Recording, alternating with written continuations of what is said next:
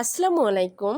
গ্যাসের চুলায় মাত্র ১০ মিনিটে অর্থাৎ চা বসিয়েই এই বিস্কুটটা খুব সহজেই তৈরি করতে পারবেন যে কেউ। চোখ বন্ধ করে আমার রেসিপিগুলো ফলো করতে পারেন। আমি ১০০% গ্যারান্টি দিয়ে বলতে পারি আমার রেসিপি মানেই ১০০% সঠিক এবং পারফেক্ট রেসিপি। যদি আমার রেসিপি ভালো লেগে থাকে তবে প্লিজ লাইক দিয়ে সম্পূর্ণ ভিডিওটি দেখে যাবেন। তাহলে চলুন কথা না বাড়িয়ে রেসিপিতে চলে যাই। আমি প্রথমে বিস্কুটটা তৈরি করার জন্য এখানে নিয়ে নিব মেজারমেন্ট কাপ দিয়ে মেপে হাফ কাপ চিনির গুঁড়া এবং সেই কাপ দিয়েই মেপে নিব তেল অথবা ঘি। আমি দুটার মিশ্রণে নিয়ে নিব হাফ কাপ পরিমাণ।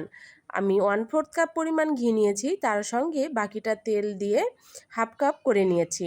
আপনারা চাইলে শুধু তেল দিয়েও করে নিতে পারেন, আবার ঘি দিয়েও করে নিতে পারেন, তবে ঘিটা দিবেন তাহলে ফ্লেভারটা অনেক ভালো আসবে। তারপর এখানে দিয়ে দিব 1 চা চামচ পরিমাণ বেকিং পাউডার এবং সামান্য পরিমাণ লবণ। এবার সবগুলো উপকরণ দেওয়ার পর খুব ভালোভাবে হ্যান্ডউইচের সাহায্যে মিশিয়ে নিব, যেন চিনির কোনো দানাদার ভাবটা না থাকে।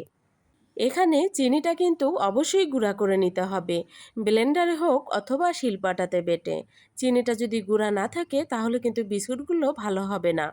তারপর আমি এখানে দিয়ে দিব মেজারমেন্ট কাপ দিয়ে মেপে 1 কাপ পরিমাণ ময়দা।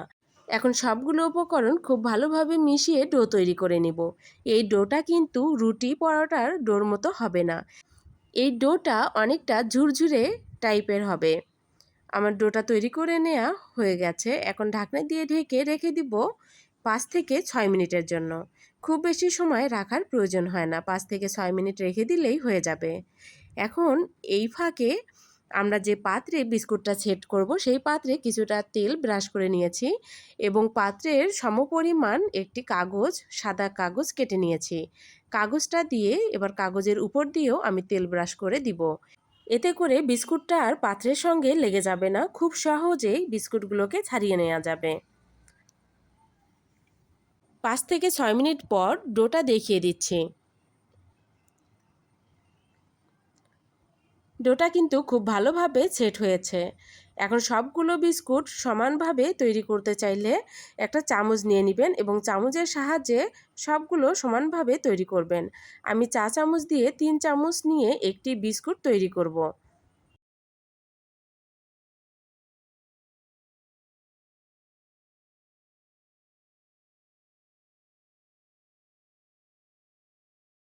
এখন হাতের মধ্যে নিয়ে এভাবে চেপে চেপে বিস্কুটের শেপটা দিয়ে নিব।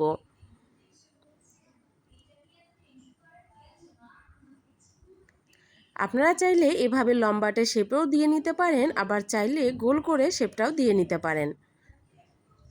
শেপটা দিয়ে নেওয়া হয়ে গেলে এখন একটি কাঠির সাহায্যে আমি মাঝখানে ছিদ্র করে নিব।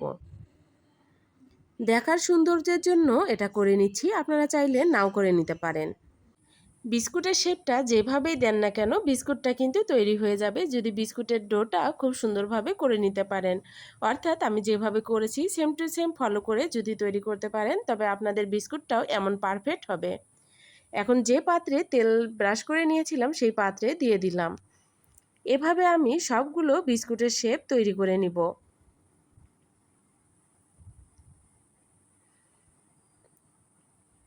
সবগুলো বিস্কুট তৈরি করা হয়ে গেছে। এখন চলে যাব চুলায়। চুলায় প্যান বসিয়ে তার মাঝে আমি দিয়ে নিয়েছি একটি স্ট্যান্ড এবং তার উপর পাত্রটি দিয়ে দিলাম। এখন ঢাকনা দিয়ে ঢেকে রেখে দিব 15 মিনিটের জন্য।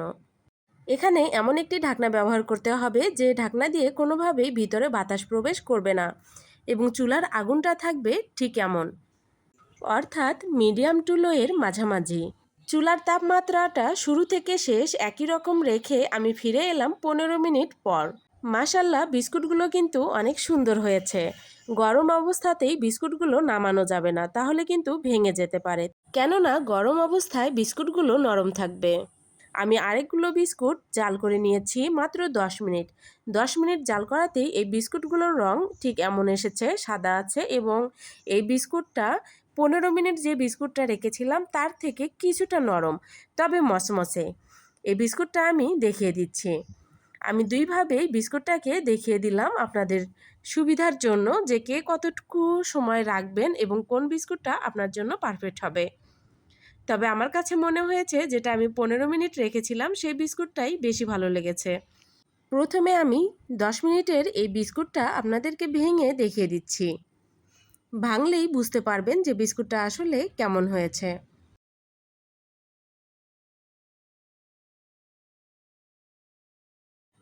এখন দেখিয়ে দিচ্ছি যে বিস্কুটটা আমি 15 মিনিট রেখেছিলাম সেই বিস্কুটটা। আপনারা এখানে অবশ্যই বিস্কুটটাকে ঠান্ডা করে তারপরে হাত দিবেন, তা নাহলে কিন্তু ভেঙে যাবে। এই বিস্কুটের উপরে এবং নিচের কালারটা দেখুন, ওইটার থেকে কিন্তু একটু আলাদা। এই বিস্কুটটা এখন আমি আপনাদেরকে ভেঙে দেখিয়ে দিচ্ছি। ভাঙলেই বুঝতে পারবেন যে বিস্কুটটা কতটা মচমচে হয়েছে।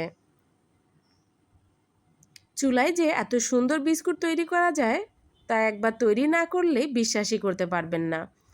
আশা করি আজকের রেসিপি আপনাদের কাছে ভালো লেগেছে। যদি আমার রেসিপি আপনাদের কাছে ভালো লেগে থাকে তবে প্লিজ একটি লাইক দিয়ে যাবেন, এবং আমার রেসিপিগুলো যদি আপনি দেখতে চান তবে চ্যানেলটিকে সাবস্ক্রাইব করে বেল বাটনটি অন করে দিতে পারেন। আল্লাহ হাফেজ।